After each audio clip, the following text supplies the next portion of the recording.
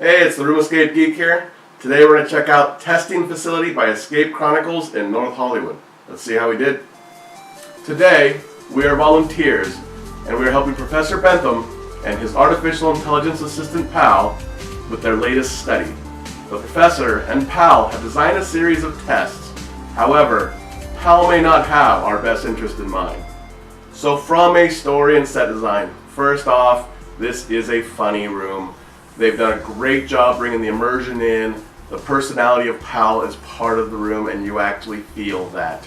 Now, from the set design, it is a laboratory, so of course it's not going to be fabricated. However, you do feel like you're in a lab, and there are a couple extra things here and there that make it a little more fun than your standard laboratory.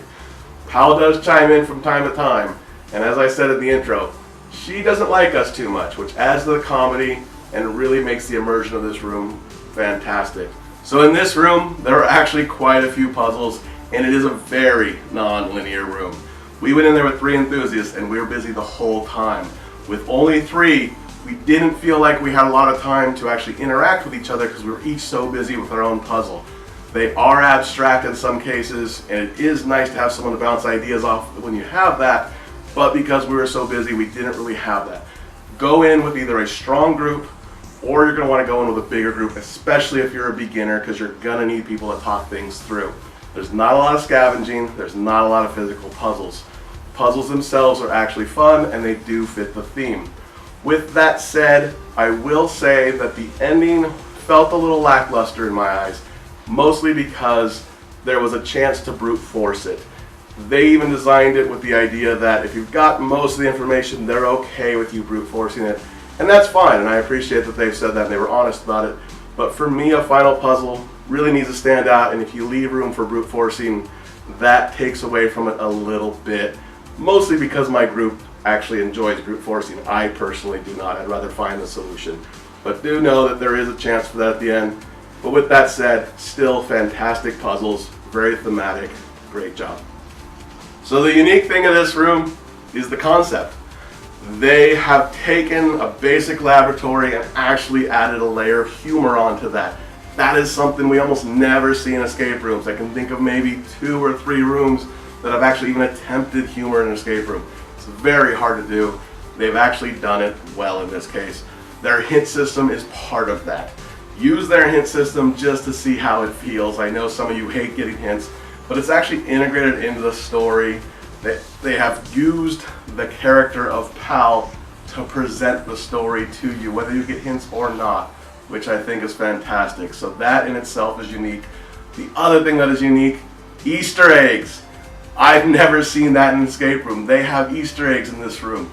Things that you can find or reference or do, and that actually will get you additional time in the room, up to a total of 5 minutes. Never seen that. I'm a video gamer, so to see the concept of an Easter egg put into an escape room, I fell in love with that, and I really would love to see more rooms do that. So overall experience, they have parking. I love it. They have their own lot. It's fairly easy to get into. It is smaller, but we've never had a problem actually getting a spot the multiple times we've actually been to that location. So that is fantastic, obviously. The GM/owners, awesome. Absolutely awesome. They are old board gamers. They're old video gamers. They have lived and breathed this stuff their whole life, and I love that. We sat down with them for almost an hour, probably wasted their night, but in our eyes it was fantastic. We had a chance to interact with them. So easy to talk to. Really paid attention in the room, and again, they utilize that hint system, so they're constantly in there, and it is a beautiful mix of pre-recorded as well as some of their own stuff, even in character. They are in character once you kind of walk in the door. They're just great. They are fantastic people, and their passion really shows, which I really appreciate, because you see it in design, you see it in everything around that.